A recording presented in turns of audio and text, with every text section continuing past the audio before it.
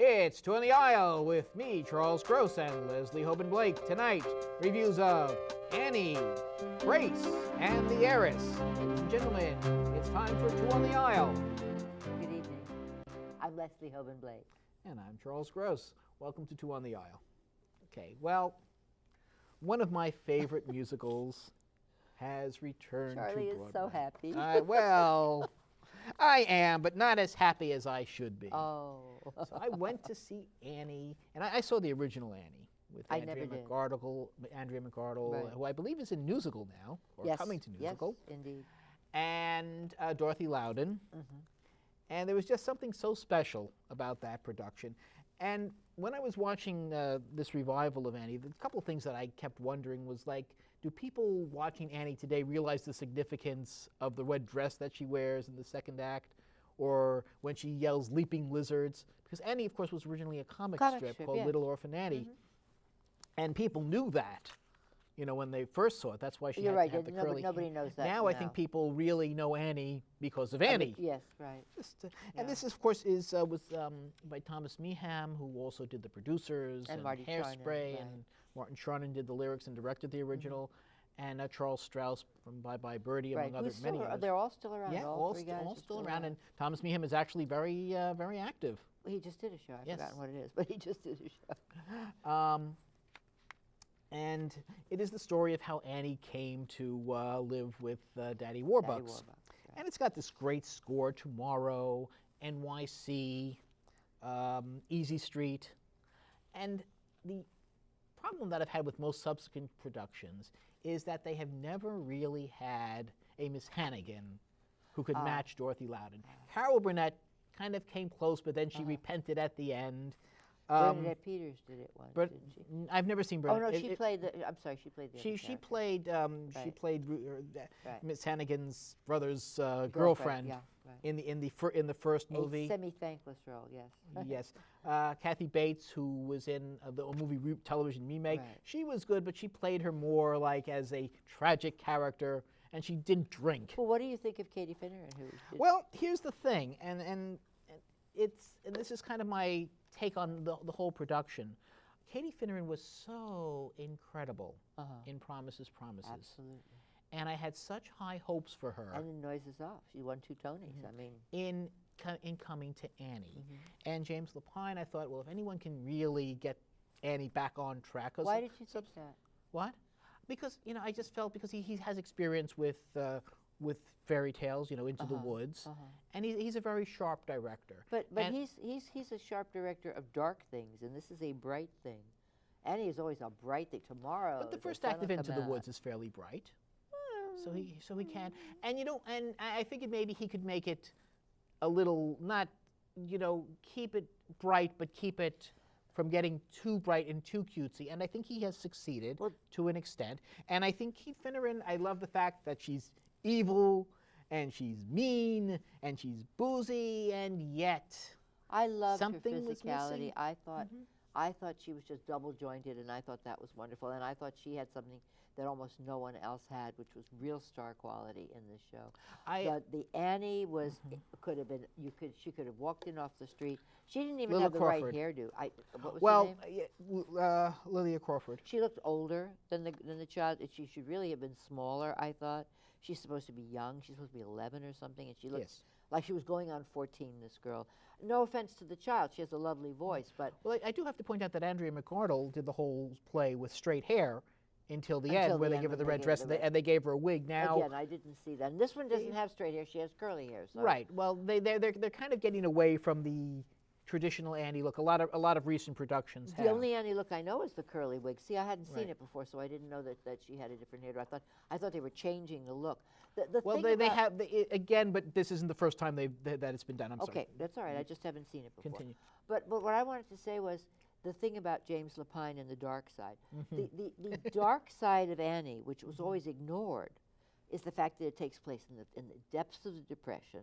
It's like Newsies, you know, where only in Newsies the kids are starving and they're in the street. Well, it's funny you should mention that, because it sounds like Lulu Carford got her accent from the Newsies. She's got this very Brooklyn strange, accent, yeah. which again, that's a little new for a new for. But she can sing.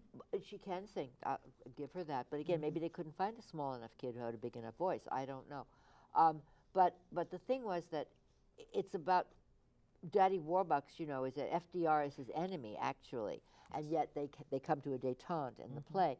Right. And it's very timely for what's going on now economically with what's happening. Right. And yet, Lepine didn't even do that one for me. I mean, it was either do the dark or don't do the dark, but don't mess around with it, you know. And so he started to go for it, and then he kind of pulled back. It was like, well, it's a musical, we can't do that. So that's my feeling. That's how I got to it. So other than Katie Finner, I was very unhappy with. Oh, and the Daddy Warbucks, who's a Canadian actor I've never heard of before. Anthony Warlow.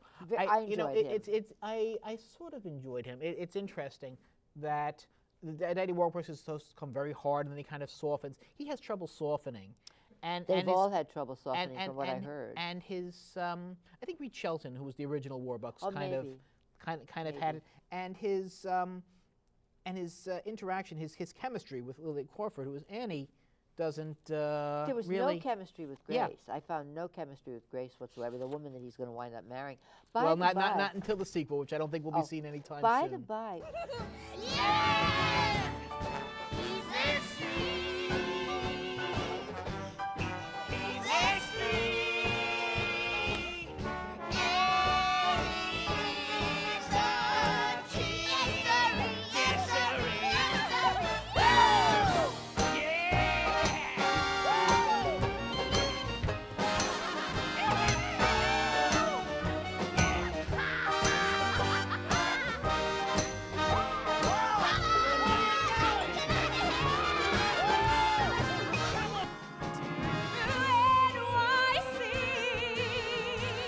Tomorrow a penthouse that's 12 high. Tonight, the why not? It's NYC.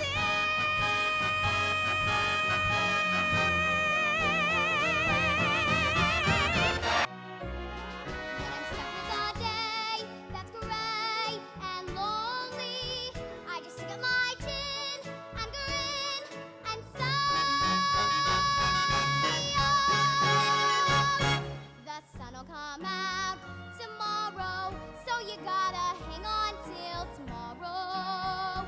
Come what may. Tomorrow, I love ya. Tomorrow, you're always a day away. Tomorrow, I love ya. Tomorrow, you're always a day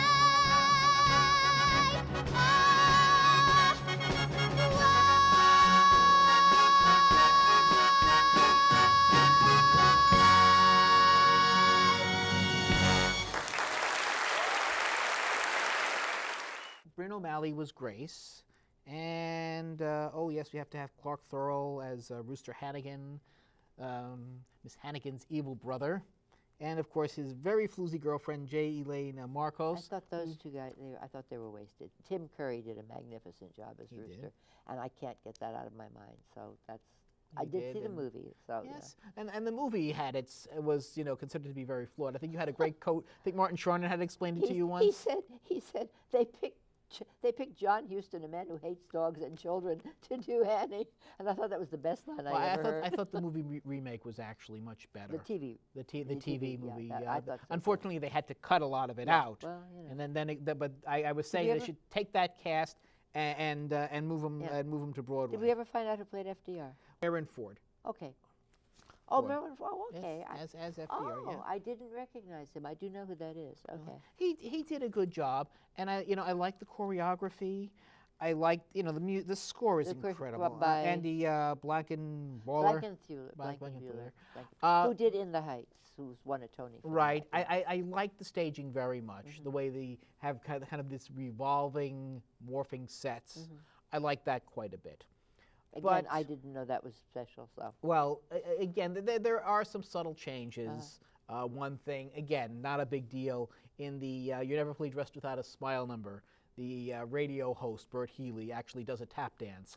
In the original, they thought they went for comic by having him sit down, fanning himself with his hat while the sound effects man was tapping. I kind of thought that might have been funny. I liked a lot of the numbers. I liked NYC. I liked You Never Fully Dressed Without a Smile. Well, I liked the Herbert Hoover number. Those are, the You know. first two you mentioned are the kids, the little girls, though, aren't they? The Herbert Hoover number is No, not people that. The first two.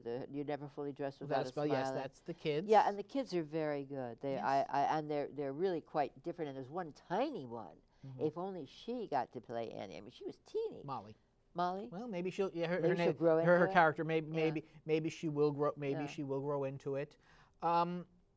But all in all, I enjoyed this. But Yes, I was I know. expecting to come in and have a 5 playbill time. Okay, and actually, And you it's had really a- like between 3.75 and 4, which is good. Yeah, and I would but- give it 2.5. But Annie should really be Annie should be just so special. Okay, well, And she it, wasn't. and it was. It wasn't. Well,